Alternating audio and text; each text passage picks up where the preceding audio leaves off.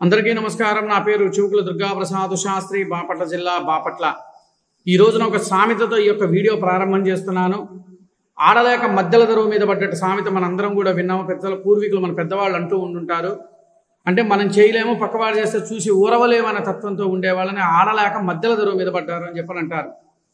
నేను ఈ మాట ఎందుకన్నానంటే, గత ప్రభుత్వంలో పనిచేసిన వైసీపీ నాయకుడు ఒక మంత్రిగా పనిచేసి మంత్రి పదవి హోదాకు కూడా సరైన న్యాయం చేయలేని ఆ వ్యక్తి ఈ రోజున ఒక ప్రెస్ మీట్లో మాట్లాడుతూ ఈ ఎన్డీఏ ప్రభుత్వాన్ని, నారా చంద్రబాబు నాయుడు గారిని మాట్లాడుతున్న ఒక వీడియోని క్లిప్పింగ్ నేను పెడతాను. ఆయన ఎవరో కాదు, పాపం పేర్ని నాని గారు, మచిలీపట్నం ఎమ్మెల్యే ప్లస్ మంత్రి, మాజీ మంత్రి ఆయన ఓడిపోయాడు. ఆయన మాట్లాడుతున్నాడు ఎన్డీఏ ప్రభుత్వం గురించి, చంద్రబాబు నాయుడు గారి గురించి ఆయన మాట్లాడుతున్న ఒక వీడియో క్లిప్పింగ్ మేము పెట్టిన తర్వాత మనం విశ్లేషణకు వెళ్దాము. ఖచ్చితంగా అందరం కూడా ఈ ఒక్క వీడియో చూడండి, అసలు ఏం మాట్లాడాడు అనేది.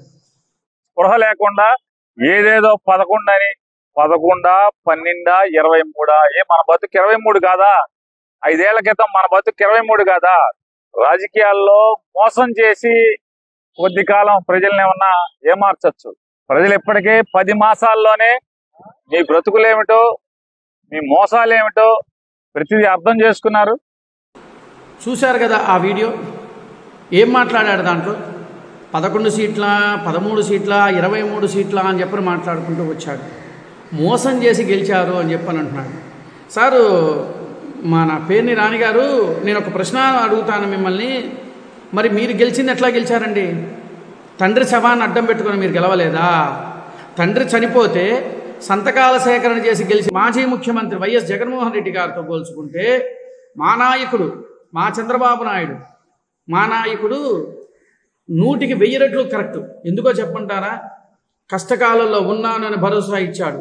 ప్రతి కార్యకర్తకి నేను అండగా ఉన్నానని భరోసా ఇచ్చాడు. కార్యకర్తలందరూ కూడా, ప్రతి ఒక్క కార్యకర్త అందరూ కూడా కష్టపడి తెలుగుదేశం పార్టీని గెలిపించాలనుకున్నారు, గెలిపించారు. మీలాగా దొంగ రాజకీయాలు ఆడి మేము చేయలే. ఏంటి 11 సీట్ల 23 సీట్లు వింగభావంతో మాట్లాడారు అని చెప్పి నువ్వు మాట్లాడు. మరి 23 సీట్లు వచ్చిన చంద్రబాబు నాయుడు గారిని సాక్షాత్తు సభాపర్వంలో మీరు అవమానం చేసినప్పుడు మీరందరూ చప్పట్లు కొట్టి గగ్గోలు పెట్టిన దాఖలాలు లేవా? ఇంకో ప్రధాన అంశం నేను మిమ్మల్ని అడుగుతున్నా. మీరు ఆర్టీసీ శాఖ మంత్రిగా మీరు పనిచేశారు. మరి మీ ఆర్టీసీ బస్సుల్లో కాలం చెల్లిన బస్సులు ఎందుకు తీసేయలేకపోయారు? మీరు మీ కొత్త బస్సులు ఎందుకు కొనుక్కురాలేకపోయారు? ఆ యొక్క ఆర్టీసీ సిబ్బందికి సరైన వేతనాలు కానీ, సరైన అలవెన్సులు కానీ ఎందుకు మీరు కల్పించలేకపోయారు?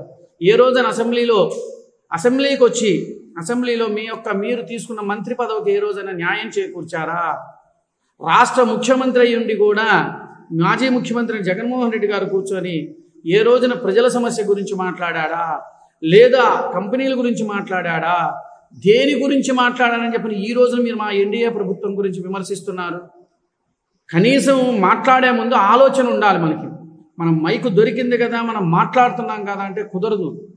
మరి అప్పుడు ఆ రోజున మాట్లాడుతున్నప్పుడు మీరందరూ మాట్లాడుతుంటే ఒక రాష్ట్ర ముఖ్యమంత్రి అయ్యి ఉండి ఖండనివ్వకపోగా ఎంకరేజ్మెంట్గా నవ్వుకుంటూ, సభాపర్వంలో నవ్వుకుంటూ ఇకలికలు పక్కపెక్కలు చేసుకుంటున్నారా?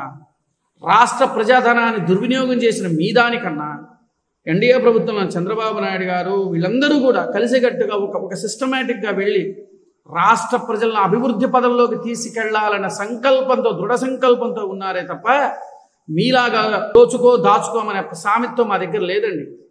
కష్టపడి ప్రతి ఒక్క కార్యకర్త ఇవాళ స్టిల్లింగ్ ఈ రోజు వరకు కూడా, ఈ రోజు కాదు ఎప్పుడైనా సరే తెలుగుదేశం కార్యకర్త నీతిగా నిజాయితీగానే బతుకుతామే తప్ప మీలాగా అడ్డదారులు దొక్కే రకాలైతే మేము కాదు. ఒకటి గుర్తుపెట్టుకోండి, ఎన్డీఏే ప్రభుత్వాన్ని విమర్శించేటప్పుడు గత ప్రభుత్వంలో మనం ఏం చేశాము, మన శాఖలకు మనం న్యాయం చేకూర్చాము. ఏ శాఖకు సంబంధించిన మంత్రి, ఏ శాఖకు సంబంధించిన మంత్రి అయినా సరే ఆ శాఖలకు సంబంధించిన న్యాయం చేకూర్చారని ఒక్కసారి ఆత్మ పరిశీలన చేసుకోండి.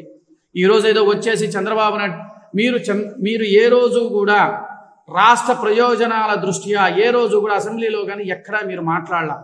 చంద్రబాబు నాయుడు గారిని, లోకేష్ బాబుని, పవన్ కళ్యాణ్ని ఇష్టానుసారంగా మాట్లాడటం కోసమే కేవలం మీరు అసెంబ్లీ సమావేశాలకు వచ్చారే తప్ప రాష్ట్ర ప్రయోజనాల దృష్ట్యా మనం మాట్లాడాలి, రాష్ట్ర అభివృద్ధి పరచాలని మీరు మాట్లాడాలి. ఇవాళ వచ్చేసేదో చెబుతూ ఉంటే రాష్ట్ర ప్రజలు ఏదో వింటారు, మేము చెప్పింది ఏదో వింటారని చెప్పని అనుకున్నారు. ఎవ్వరు వినే స్థితిలో ఎవ్వరము లేము. ఎందుకంటే మీరు చేసిన మోసపూరితమైన మాటలు ఆంధ్రప్రదేశ్ రాష్ట్రం 5 కోట్ల మంది జనాభాకి పూర్తిగా అవగాహన ఉన్నది. మాట్లాడే ముందు చాలా జాగ్రత్తగా మాట్లాడటం నేర్చుకోండి. మనం ఏదో మాట్లాడితే కుదరదు. నేను చేసిన ఈ యొక్క వీడియో నేను చెప్పినవి కరెక్టా కాదని మీకు అనిపిస్తే మీరు ఖచ్చితంగా కామెంట్స్ అయితే ఖచ్చితంగా తెలియచేయాలి. నా వీడియోని చూస్తున్నారు కానీ కామెంట్స్ మాత్రం తెలియజేయడం లేదు. దయచేసి మీరు కామెంట్స్ ఖచ్చితంగా తెలియజేయాలని నేను కోరుకుంటున్నాను. నమస్కారం. నా పేరు చూకుల దుర్గాప్రసాద్ శాస్త్రి, బాపట్ల జిల్లా, బాపట్ల.